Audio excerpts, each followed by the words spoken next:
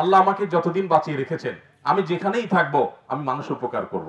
30 থেকে 40 লাখ মানুষ আনুমানিক যদি পানিবন্দী হয়ে থাকে, তাহলে আমরা গোটা দেশের বাকি যে 18-19 কোটি মানুষ আছি, আমরা সবাই মিলে যদি দাঁড়িয়ে যাই, তাহলে 30-40 লাখ বা 50 লাখ মানুষের কষ্ট লাঘব করা কোনো ব্যাপার না ইনশাআল্লাহ। আমরা ফাউন্ডেশনের টাকার প্রতিটা টাকাকে হিসেব করে খরচ করার চেষ্টা করি। যে দুর্যোগ আমরা এখন পার করছি, এই দুর্যোগ বিগত 2-1 যুগের মধ্যে হয়েছে কিনা সন্দেহ। বিশেষ করে 22-এর যে বন্যা ছিল, সিলেটের সর্বগ্রাসী বন্যা, চলমান যে বন্যা পরিস্থিতি, সেটি সেই বন্যার ভয়াবহতাকেও ছাড়িয়ে গেছে। আপনারা দেখেছেন সোশ্যাল মিডিয়ার কল্যাণে যে কিভাবে ঘরবাড়িগুলো ডুবে শেষ হয়ে গেছে। ফেনী শহরের ভেতরে পর্যন্ত গলা পরিমাণ, কোথাও কোথাও মাথা পরিমাণ পানি শহরের ভেতরে। অনেক বিল্ডিং এর নিচতলা ডুবে গেছে, দোতলাতে পানি চলে এসেছে। আবার অনেক ভবনে নিচতলা ছাদ ছুঁই ছুঁই করছে পানিতে। এটা ফেনী শহরের কোন কোন জায়গায় হয়েছে। আর সেখানে নিচু এলাকা যেগুলো, সেগুলোর অবস্থা কতটা ভয়াবহ হতে পারে সেটা কল্পনার অতীত। আমরা ভয়াবহতা এখনো দেখতে পাচ্ছি না, কারণ আপনারা জানেন সেখানে ইন্টারনেট সেবা ব্যাহত হয়েছে এবং বেশিরভাগ জায়গায় বিদ্যুৎ নাই, যার কারণে পুরো চিত্রটা এখন আমাদের সামনে ফুটে উঠছে না। পুরো চিত্রটা যদি আমাদের সামনে ফুটে ওঠে, তাহলে হয়তো আমাদের জন্য ঠিক থাকাটা কঠিন থেকে কঠিনতর হয়ে যাবে। আমরা আমাদের যে পরিশ্রম সাধ্য কাজগুলো আছে, কাজগুলোর ফাঁকে ফাঁকে আল্লাহ রাব্বুল আলামিনের কাছে অন্তঃস্থল থেকে একবার নিষ্ঠার সাথে, আমার আপন ভাই, আমার বাবা, আমার মা, তারা যদি আজকে বিপদে পড়তেন, আমি যেরকম ব্যাকুল থাকতাম, আমি যেরকম অস্থির থাকতাম, আমার যে মনোবেদনা হতো, ঠিক সেই মানসিকতা নিয়ে আমরা আমাদের রবের কাছে অন্তঃস্থল থেকে দোয়া নিবেদন করবো ইনশাআল্লাহ। জুমার দিন দোয়া কবুল হয়। ইমানদারের সাথে অন্য ধর্মাবলম্বীদের পার্থক্যের জায়গাটা হলো, আমরা দুইভাবে চেষ্টা করতে পারি। একটা হলো যে আমার বাহ্যিক যে প্রচেষ্টা আছে, অর্থ দিয়ে, শ্রম দিয়ে, সময় দিয়ে, সেটা আমি করতে পারছি। আরেকটা হলো আরশের মালিকের কাছে দুহাত প্রসারিত করে আমি প্রার্থনা করছি। আমার মূল শক্তির জায়গা সেটি। তার পাশাপাশি আমার এটা প্লাস হবে। আল্লাহর প্রতি যারা বিশ্বাসী না, তারা এই সুযোগটা থেকে বঞ্চিত হয়। অতএব আমি আপনাদেরকে উদাত্ত আহ্বান করতে চাই, বিপন্ন মানুষের জন্য আমাদের একান্ত সময়ে আমরা একটু নিরিবিলি হলেও আল্লাহ তাআলার কাছে দোয়া নিবেদন করবো। আল্লাহ আমাদের সবাইকে সে তৌফিক দান করুন। প্রিয় ভাইরা আমার, আমরা সেই ধর্মের অনুসারী যে ধর্ম মানুষের উপকার করবার জন্য আমাদেরকে নানাভাবে নির্দেশ করেছে। নবী করিম সাল্লাল্লাহু আলাইহি সাল্লাম বলেছেন, মাসালুল মুমিনিনা ফি তাওয়াদ্দিহিম ওয়া তারাহুমিহিম ওয়া তাআতুফিহিম কামাসালিল জাসাদ। একজন ইমানদার অন্য সব ইমানদারদের প্রতি তার ভালোবাসা, তার হৃদ্যতা, সহমর্মিতা, এই জায়গাটাতে একটা দেহের মতো আচরণ করবে। ইদাস্তাকা মিনহু উযবুন, একটা দেহের যেরকম একটা অঙ্গ যদি অসুস্থ হয়, একটা অঙ্গ যদি কষ্টে নিপতিত হয়, তাহলে পুরো শরীর সেটাকে ফিল করে, অনুভব করে। যদি পা ভেঙে যায়, পায়ে ব্যথা পায়, পুরো শরীরে জ্বরে আক্রান্ত হয়ে যায়। ঠিক একইভাবে গোটা পৃথিবীর সমস্ত মুসলমান, শুধু আমাদের দেশের নয়, আফ্রিকার জঙ্গলেও যদি কোনো মুসলমান কোনো কষ্টে নিপতিত হয়, আমরা সেটাকে ফিল করব, কষ্ট অনুভব হবে। গোটা পৃথিবীর মুসলমানরা একটা দেহের মতো, কোনো এক জায়গায় কষ্ট হবে, পুরো দেহ সেটাকে অনুভব করবে।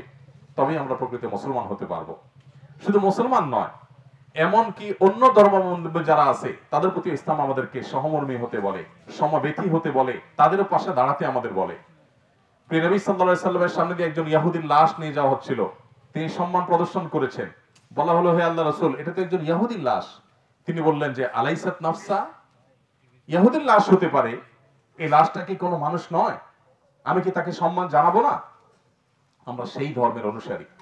আমাদের ধর্মে কোনো কিছুর কোনো অভাব নেই। আমাদের কোনো নীতিবাক্য পৃথিবীর কোনো সভ্যতার মানুষের কাছ থেকে ধার নেওয়ার প্রয়োজন নেই। আমাদের কোরআন হাদিস আমাদেরকে যা গাইড করেছে, কিয়ামত পর্যন্ত মানুষ যত সভ্য হওয়ার চেষ্টা করুক এবং যত সভ্যতা আবিষ্কার করুক না কেন, তার সব ভালোগুলোর মূল সূত্র কোরআন এবং সুন্নাহয় রয়েছে। সো আমরা কোরআন সুন্নাহকে অনুসরণ করলেই সকল সমস্যার সমাধান আমরা পেয়ে যাব। আল্লাহ তাআলা আমাদের সবাইকে সে তৌফিক দান করুন। ভাইরা আমার, শুধুমাত্র আজকের এই পরিস্থিতিই নয়, আসুন আমরা শপথ করি, সংকল্প করি, আল্লাহ আমাকে যতদিন বাঁচিয়ে রেখেছেন আমি যেখানেই থাকবো আমি মানুষ উপকার করব। আমার দ্বারা কোনো মানুষের ক্ষতি যেন না হয়। ডক্টর খন্দকার আব্দুল্লাহ জাহাঙ্গীর রহমতুল্লাহ আলাইহির নাম আপনারা শুনেছেন। ইসলামী বিশ্ববিদ্যালয়ের কুষ্টিয়ার প্রফেসর ছিলেন। স্যার রাহিমাহুল্লাহ বলতেন, আমার সারা জীবনের যত গবেষণা, যত পড়াশোনা, দেশে বিদেশে ইসলামের উপরে যত আমার ডিগ্রি নেওয়া হয়েছে, ইসলামের উপরে আমি যে অধ্যাপনা করেছি, বিশ্ববিদ্যালয়ে পড়িয়েছি, আমার সারা জীবন ইসলাম নিয়ে পড়াশোনার নির্যাস আমি 2 লাইনে বলতে পারবো।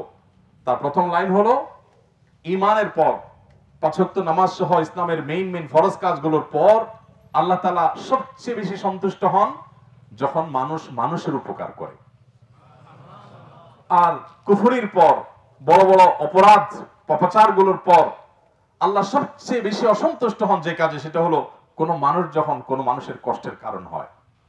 এজন্য ভাইরা, আজীবনের জন্য সংকল্প করি আমরা কোন মানুষের কোন কষ্টের কারণ হব না। আমি কলাটা খেয়ে খোসাটা রাস্তায় ফেলবো না, কারণ সেটা একজন মানুষের আছাড় খেয়ে পড়ার কারণ হতে পারে।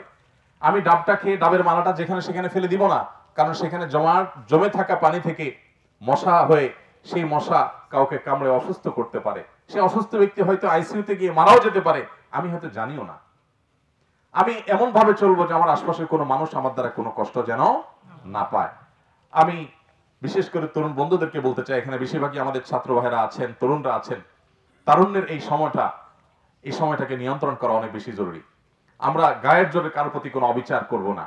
আমরা হয়তো কয়েকজন মিলে একটা শক্তি অনুভব করি, এই শক্তিটা আমরা ভালো কাজে ব্যয় করব, আমরা কোনো মন্দ কাজে ব্যয় করব না ইনশাআল্লাহ।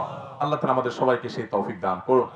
প্রিয় ভাইরা আমার, ফেনীতে, কুমিল্লাতে, ব্রাহ্মণবাড়িয়া এবং চাঁদপুরের কিছু এলাকাতে, লক্ষ্মীপুরে, নোয়াখালীতে এবং চিটাগাংয়ের কিছু এলাকাতে যেভাবে বন্যা ছড়িয়ে পড়েছে, এবং গতকাল থেকে আপনারা জানেন যে সিলেটের অনেক এলাকাও প্লাবিত হয়েছে।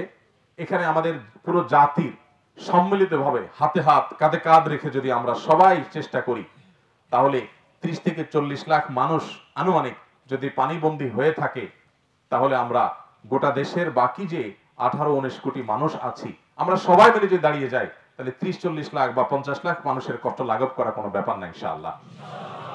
আপনারা যেভাবে কষ্ট করছেন, আমাদের আস-সুন্নাহ ফাউন্ডেশনের টিম রাত দিন তারা খাটছে, কষ্ট করছে, শুধু এই বন্যাতেই নয়, আপনারা জানেন যে কোনো দুর্যোগে আমরা চেষ্টা করি আমাদের সর্বোচ্চটুকু দেওয়ার।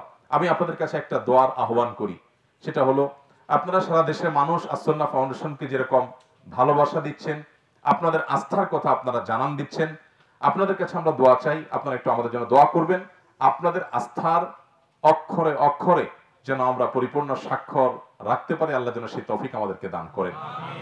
আমরা যেন আপনাদের আস্থার মূল্য দিতে পারি, আমরা যেন প্রতিটা চাল, প্রতিটা ডাল, প্রতিটা টাকা, প্রতিটা পয়সাকে যথাযথভাবে ব্যয় করতে পারি। আপনাদেরকে আশ্বস্ত করার জন্য জানিয়ে রাখি, আস-সুন্নাহ ফাউন্ডেশন মানুষের দানের প্রতিটা টাকাকে খরচ করবার আগে বারবার হিসেব করে। আমরা ত্রাণ দিতে গিয়েছিলাম আজ থেকে আরো 4-5 বছর আগে বন্যায় উত্তরবঙ্গে। আমি আমার সাথে ফাউন্ডেশন সেক্রেটারি সাব্বির, আমরা গাইবান্ধার একটা হোটেলে রাত্রি যাপন করব।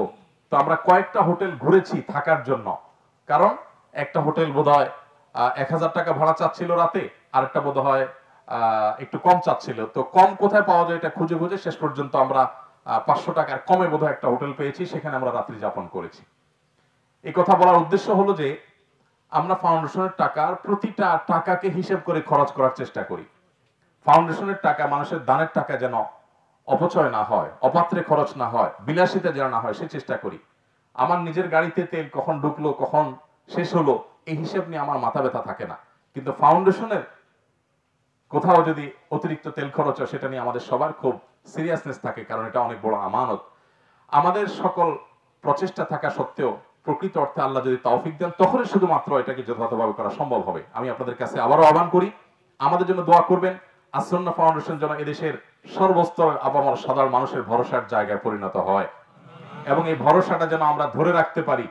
এই সমাজকে যেন আমরা আমাদের সাধ্যের সবটুকুন দিয়ে তাদের আস্থার বদলা এবং মূল্য দিতে পারি, সেই তৌফিক যেন আল্লাহ আমাদেরকে দান করেন।